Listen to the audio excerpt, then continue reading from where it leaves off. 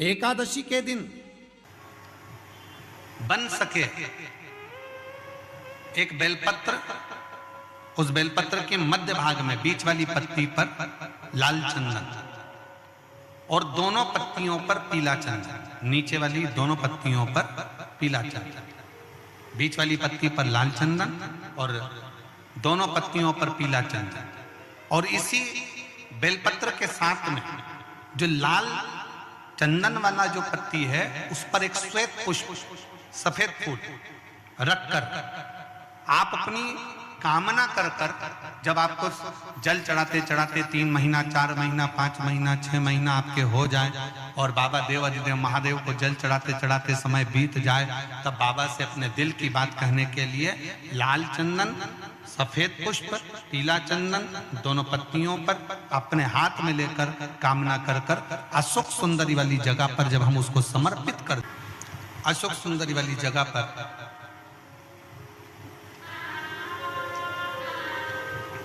ये शिवलिंग जलाधारी और उसके सामने का जो भाग है उसके मध्य भाग में अशोक सुंदरी का स्थान। बस इसी स्थान पर बेलपत्र और श्वेत पुष्प, बीच वाली पत्ती पर लाल चंदन, आसपास की पत्तियों पर पीला चंदन और वो शिवलिंग की सम्मुख में जो अशोक सुंदरी का स्थान है वहां समर्पित कर। उस स्थान ये रोज नहीं करना, फिर ध्यान देना, कभी कभी 4-6 महीने निकल जाएं, 8 महीने निकल जाएं, 3 महीने निकल जाएं, 5 महीने निकल जाएं उस स्थान, और ये हमने एक बार नहीं बताया, इसको पहले भी वर्णन कर सकते। एकादशी के दिन गंगा के जल में मात्र 7 बेलपत्री डालकर जो नंदीश्वर भगवान अर्थात जो शंकर जी के शिवलिंग के सामने नंदी होता है, उस नंदी के चरण पर गंगा का जल चढ़ाकर बेलपत्री शिव पर समर्पित कर देता है, उसके घर में रुपया रुकना चालू हो जाता है। फिर वो गलत जगह पर नहीं जाता, गलत स्थान पर वो धन जाएगा ही नहीं। बेटा अगर व्यसन में पड़ा हुआ है, मदिरा पान में पड़ा हुआ है, मांसाहार में, जुए आदि में जा रहा है, तुम्हें लग रहा है कि मेरा बेटा गलत मार्ग पर जा रहा है, ये मित्र दोस्ती गलत हो रही है, वो सही जगह पर आ जाए तो हो रही है। 30,000 रुपये महीना, 40,000 रुपये महीना कमा कर लेकर भी आ रहा है, कमाई तो आपकी हो रही है। 30-40 हज़ार रुपये महीना आप कमा रहे हो, 50,000 रुपये महीना, 1 लाख, 2 लाख, 4 लाख रुपये आप कमा भी रहे हो, पर आया और चला गया, उसका क्या करोगे?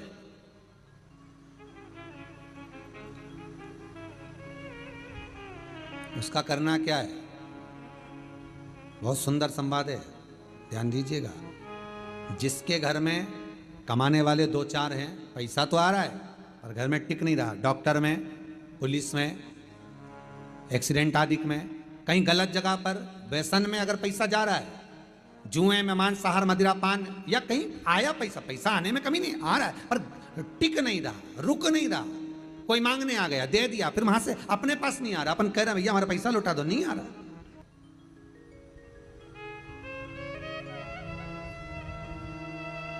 करना एकादशी। कई लोग इसको धन के लिए भी करते हैं, संपदा के लिए, संपदा के लिए अर्थात जिसका व्यापार नहीं चलता, जिसके घर में पैसा नहीं आता, या नौकरी नहीं लग रही, या सर्विस नहीं लग रही, आप अप्लाई कर रहे हो, जगह जगह जाकर इंटरव्यू भी दे रहे हो और पैसा नहीं आता, तो उसके लिए भी प्रयास किया जाता है। पर उसके लिए यहाँ पर जो धन के लिए करते हैं, उसके लिए विष्णुपदी के लिए करते हैं। मतलब जैसे गंगा के जल में तुलसी के 11 पत्ते डाले जाते हैं। कितने पत्ते डालते हैं? 11 तुलसी के पत्ते डालते हैं, और उसको किसी भी नारायण के मंदिर में, राम कृष्ण शिव, शंकर नहीं, राम कृष्ण भगवान विष्णु, दत्त आदि जितने नारायण के मंदिर हैं, उस मंदिर में किसी भी पात्र में, एक छोटे से पात्र में उसको भरकर रखी आते हैं महाराज। उससे भी जॉब, सर्विस, नौकरी में सफलता प्राप्त हो जाती है, परंतु वो भी एकादशी को ही होता है। कुछ देर तक पात्र को रखा जाता है, फिर वही पात्र का जल किसी भी वृक्ष के नीचे डाल दिया जाता है, उससे भी नौकरी के लिए फायदा मिलता है। गंगा का जल कोई साधारण नहीं।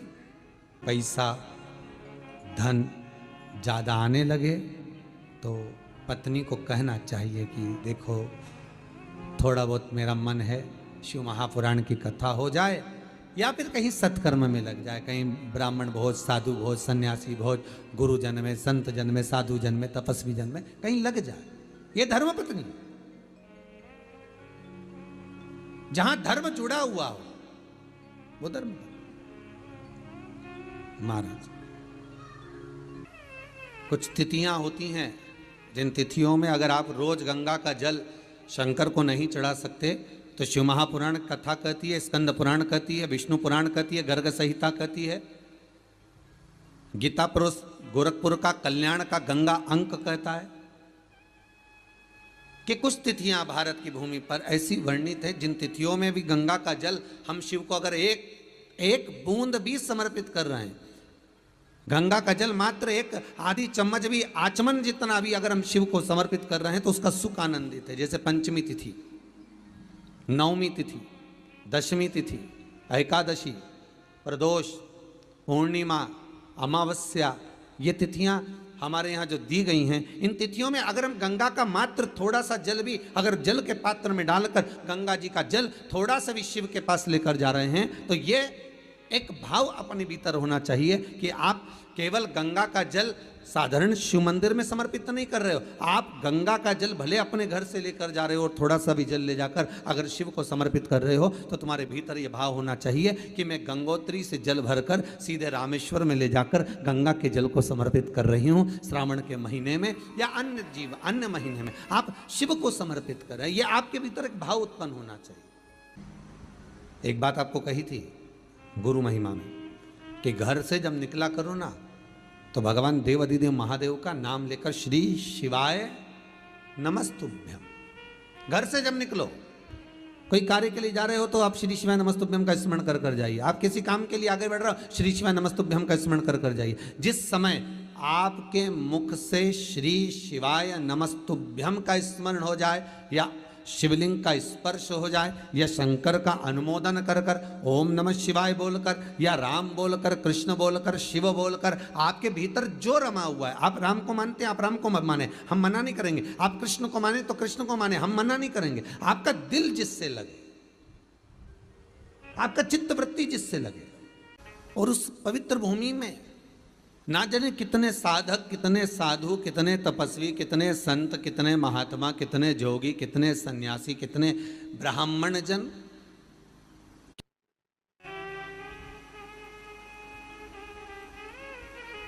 पवित्र भूमि,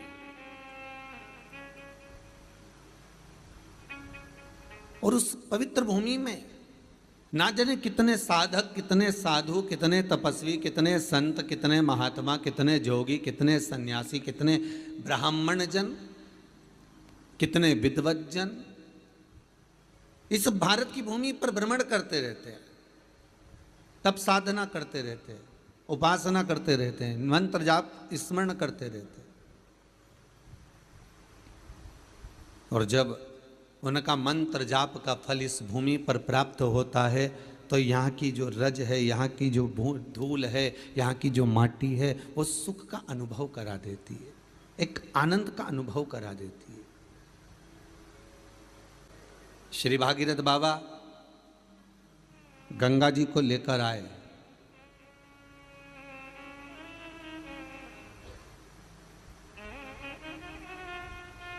भागीरथ बाबा तो गंगा जी को लेकर आए 60,000 काकाओं के उद्धार के लिए,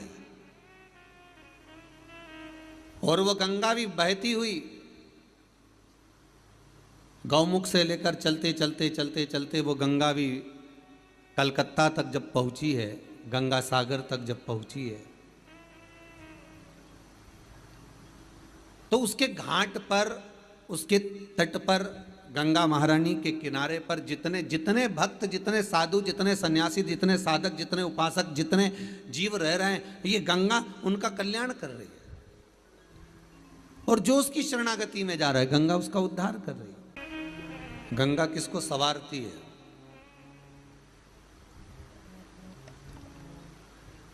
किसी ने कहा कि प्राण छूटे और गंगा जी में ले जाकर अस्थियों को छोड़ दो तो गंगा मोक्ष देती है। हे विष्णु पुराण में, गर्ग संहिता में, देवी भागवत में, शिव महापुराण में, स्कंद पुराण में लेख लिखे हैं कि गंगा जी ने शंकर जी से वर मांगा था कि मेरे जल में जब तक जीव की अस्थियां पड़ी रहेंगी तब तक वो जीवात्मा वैकुंठ का भोग भोगेगी।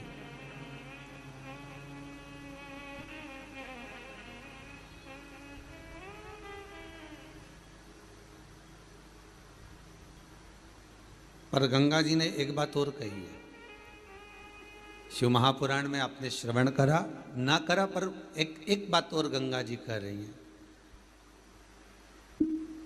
कि मैं तार दूंगी, मैं पापी से पापी जीव का उद्धार कर दूंगी, मना नहीं है। वैसे भी तो भारत की भूमि तो पावन पावन नदियां सारी की सारी जितनी भी हैं ये भारत की भूमि पर है, ये भारत माता पर विराजमान, सारे के सारे पावन तीर्थ इस भारत की भूमि पर विराजमान है।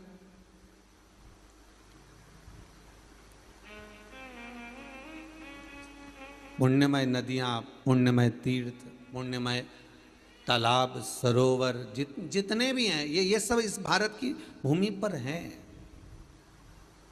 गंगोत्री में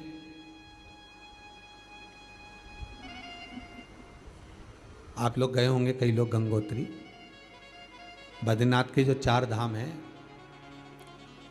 यमुनोत्री, गंगोत्री, केदार और बद्रीनाथ। विष्णु पुराण में कहा 3 तरह से मरे हुए व्यक्ति की गति नहीं है, उसको मोक्ष नहीं है। पहला पानी में डूब कर मरा हुआ, दूसरा सर्प के डसे से मरा हुआ, तीसरा स्त्री के हाथ से, नारी के हाथ से मरा हुआ व्यक्ति, इसकी गति नहीं है, मोक्ष नहीं है इसकी। इनकी गति केवल एक है, वो है शिव महापुराण की कथा। अगर कोई पानी में डूबकर मर भी गया है, उसके परिवार का, उसके कुल का व्यक्ति अगर एक बार शंकर की कथा भले यहाँ आकर ना सुने, टीवी के सामने भी बैठकर सुन रहा। एकादशी के दिन शंकर भगवान को चावल का दाना चढ़ाना चाहिए कि नहीं चाहिए? किसी ने पूछा कि चावल का दाना एकादशी पर भगवान शंकर को चढ़ा सकते, चावल का दाना शंकर जी को चढ़ाते क्यों है, पहले तो वो समझ। बेलपत्री का तो महत्व आपको बार बार बताया कि बेलपत्री शिव जी को क्यों चढ़ाई जाती है, कहीं रोग के लिए, कहीं बीमारी के लिए, कहीं किस कार्य के लिए, कहीं कोई कार्य के लिए, कहीं कोई कार्य के लिए। चावल का दाना अगर हम शंकर भगवान को चढ़ा रहे तो क्यों चढ़ा रहे हैं, उसका कारण क्या है? चावल का दाना शिव को चढ़ाने का केवल एक कारण रहता है कि चावल को अक्षत कहते हैं।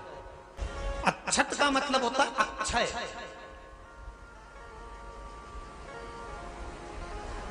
अभी हमारे यहाँ एक तिथि आने वाली है, अक्षय तृतीया। उसका मतलब क्या होता है? अक्षय, जिसका कभी क्षय ना हो। जब हम भगवान शंकर को चावल का दाना चढ़ाते हैं, जैसे बहुत ध्यान दीजिएगा महाराज, बहुत समझने वाली बात है, बहुत ध्यान से। चावल का दाना हमारे मस्तक पर तिलक करने के बाद पंडित जी क्यों लगाते हैं कि भगवान जैसा समय आज चल रहा है, आप पूजन कर रहे हो, पाठ कर रहे हो, दान कर रहे हो, पुण्य कर रहे हो, सत्कर्म कर रहे हो, भजन कर रहे हो, मेरा देव अधिदेव महादेव, मेरा नारायण, मेरा सत्यनारायण भगवान, मेरा राम जी, मेरा विष्णु जी, मेरा भागवत मैया, मेरी रामायण मैया, ब्राह्मण मस्तक पर तिलक लगाने के बाद चावल इसलिए लगाता है कि जैसा समय आज चल रहा है, भगवान तुमको ऐसा ही समय बनाकर रखे और तुम ऐसे ही 4 चांद लगाते रहो, दान पुण्य संकीर्तन करते रहो। इसलिए मस्तक पर चावल का दाना लगाया जाए।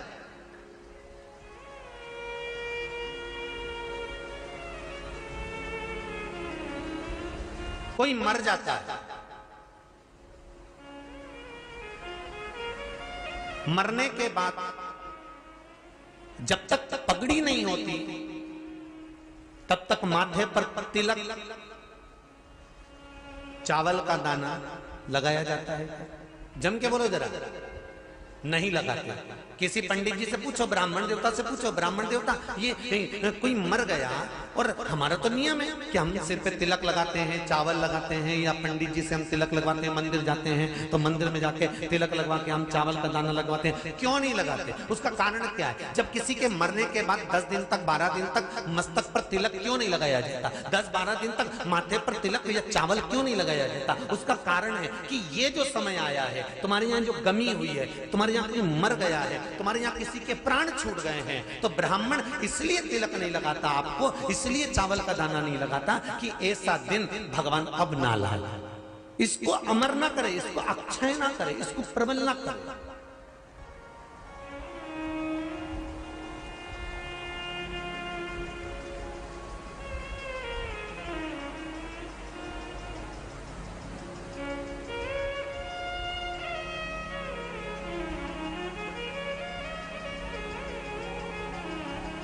और जब चावल का दाना, तो यहां शिव महापुराण की कथा करी, चावल का दाना हम शिव जी को क्यों चढ़ाते हैं, भगवान को क्यों समर्पित करते हैं, भगवान की पूजन में अक्षत क्यों समर्पित करते हैं, चावल क्यों समर्पित करते हैं, उसका कारण क्या है। तो कहा आज मैंने जब चावल का दाना आपको समर्पित करा है, जिस भाव से, जिस विश्वास से, जिस श्रद्धा से, जिस मन से मैं आपको रिझा रही हूं, हे भोलेनाथ मेरी ये मनोकामना पूर्ण कर, इसको अक्षय कर देना, इसको अमर कर देना, बस इतनी कृपा आप कर।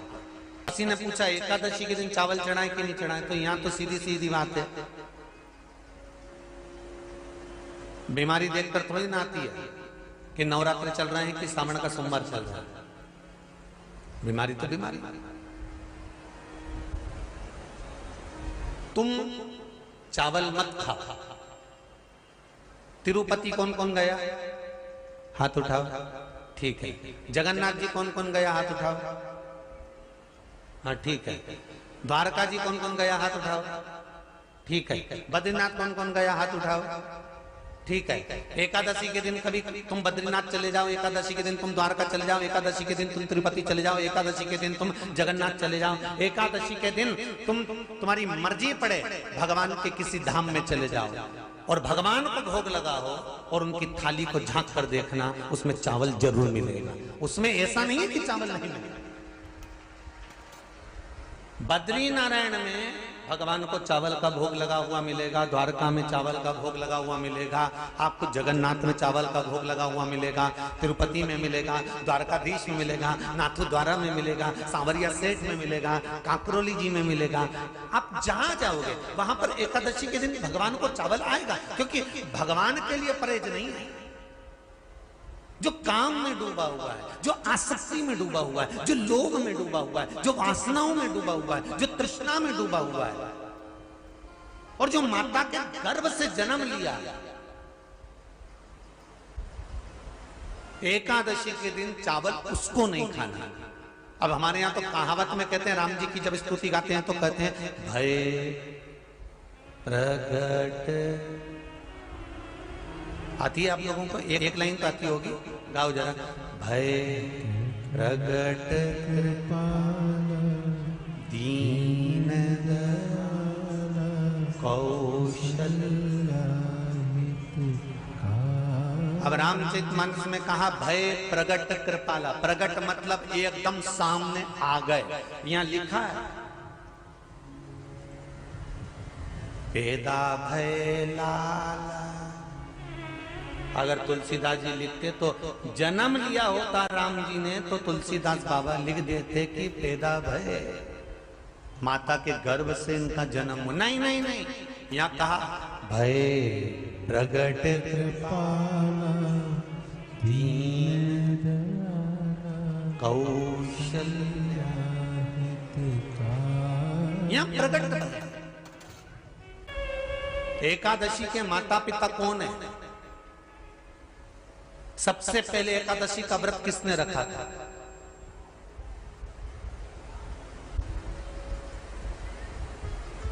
एकादशी का जन्म स्थान कहां है? दुनिया के लोग बहुत प्रश्न करते हैं, राम जी अयोध्या में हुए थे, भगवान कृष्ण मथुरा में हुए थे, तो एकादशी कहां हुई थी? तो उसको बताना तो पड़ेगा कहां हुई थी।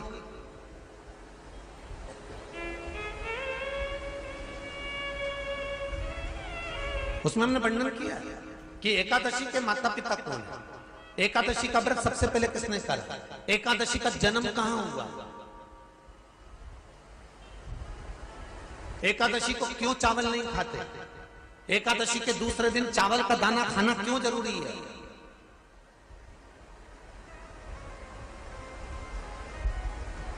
कौन सा तीर्थ है जहां एकादशी को उल्टा लटका दिया? एक एक चीज का वर्णन स्कंद पुराण सब चीजों का वर्णन कर देते हैं। प्रत्येक तो यहां जो वर्णन आया कि आप मनुष्य जो माता पिता के गर्भ से माता के गर्भ से जन्म लिया हो, संसार में जिसका जन्म हुआ हो और मृत्यु लोक में गर्भ की कैद में रहने के बाद जन्मा हो, उसको एकादशी के दिन चावल नहीं खाना चाहिए। महाराज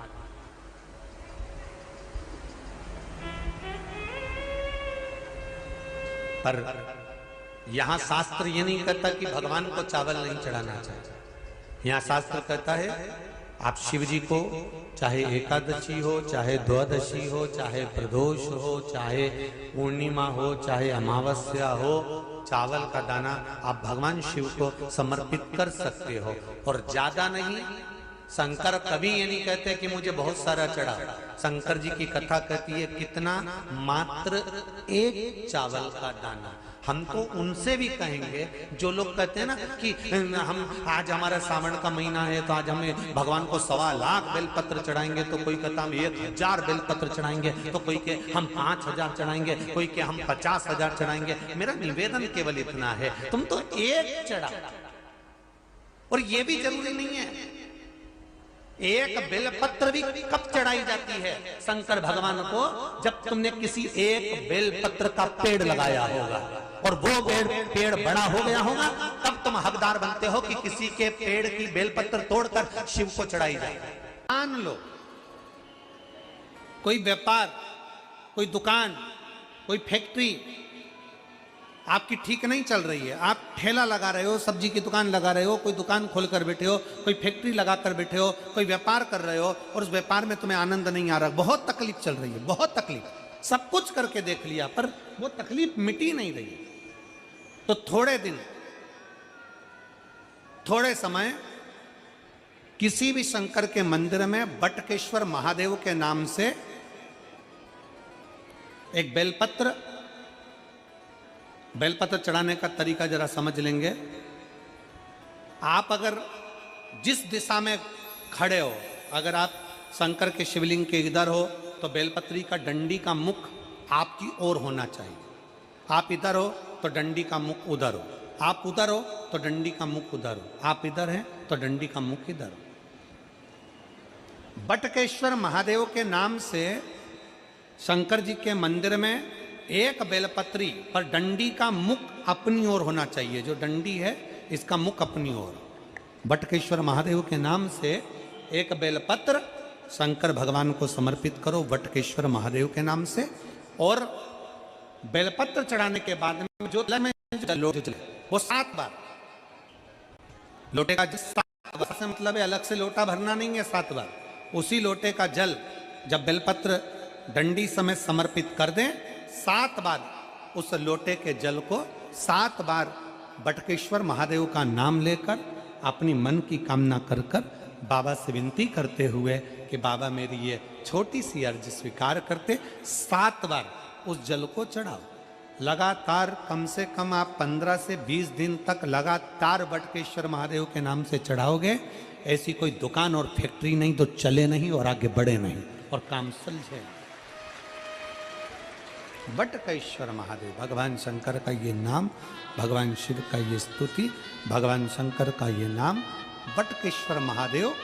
स्वयं भगवान शंकर ब्रह्मा जी का जब सिर कटकर बड़का पेड़ बन जाता है और उस पेड़ के नीचे, वृक्ष के नीचे शंकर भगवान विराजमान हो जाते हैं, शिव जी उसके नीचे विराजमान हो जाते हैं, उसी का नाम बटकेश्वर महादेव पेड़।